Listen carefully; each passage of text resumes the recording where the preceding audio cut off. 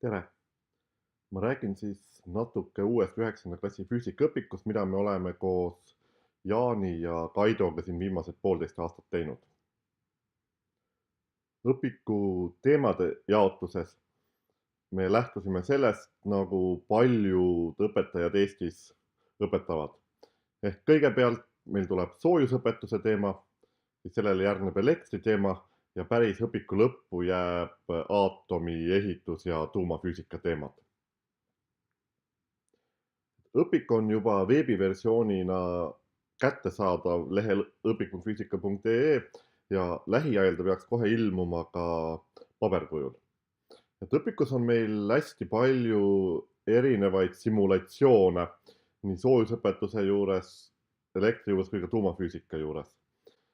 Simulatsioonide kaudu me oleme püüdnud siis seletada lahti füüsika seaduspäradusi õpilastele.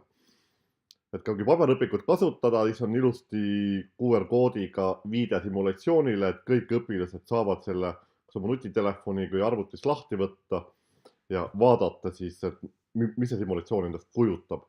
Ja me loodame, et see aitab neil ka paremini füüsikast aru saada.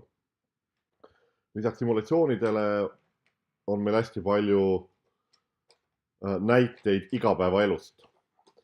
Sest ei ole mõtet ju piirduda ainult teooriaga, kui me ei seosta seda kuidagi sellega, mis meid kõikjal nagu ümbritseb. Ja samamoodi me oleme püüdnud ka vastata igasugu huvitavatele küsimustele, mis meid on endale ette tulnud. Näiteks see, et kui minna kosmosesse ilma skafandrita, kas siis me külmume nagu hetkega ära või me saame seal siiski mõni aeg viibida. Lisaks teooriale me panime ka iga peatüki lõppu natukene kordamisülesandeid. Mõned ülesanded on nendest lihtsamad, mis on mõeldud just, et nagu õpilane saaks mõeldes nendele küsimustele kinnistada teemat, just läbitud teemat. Aga mõned võivad tunduda ka päris krõbedad, aga nende keerulisemad ülesanded, nad ei ole nii keerulised, et neile ei suudaks üldse vastuseid leida, vaid nad lihtsalt nõuavad võib-olla natukene üldist lähenemist ja natuke teistsugust mõtlemist. Ja füüsika ongi ju just see aine, kus me mitte ei õpeta neile ainult fakte pähe, mida nad peavad siis reprodutseerima, vaid me just füüsika tahame seda, et õpilased oskaksid mõelda ja seostaksid erinevaid asju. Ehk me oleme püüdnud ka küsimustena panna sisse igapäevaeluga seotud küsimusi, kus sa ei saa võtta lihtsalt valemi arvu tasemele vastust, vaid sa pead natukene saama asjast üldisemas plaanis aru.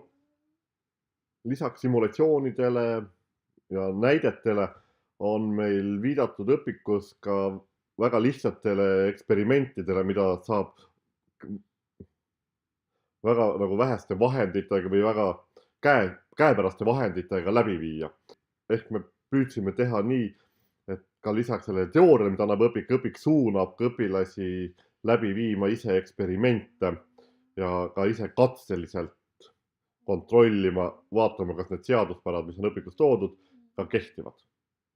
Õpikut koostades me tegime väga tihedat koostööd Jaani ja Kaidoga ja me loodame, et see õpik sai selline, et oleks kaasaegne ja tekitaks õpilastes ka füüsika vastu huvi, mitte ei peletaks neid eemale. Et see praegune 9. klassi õpik on siis nagu järg ka sellele 8. klassi õpikule, mis ilmus juba mõned aastad tagasi. Loodan, et olete juba e-õpiku üles leidnud ja kui seda ei ole, siis leiate selle aadressilt õpik.füüsika.ee ja edu kasutamisel!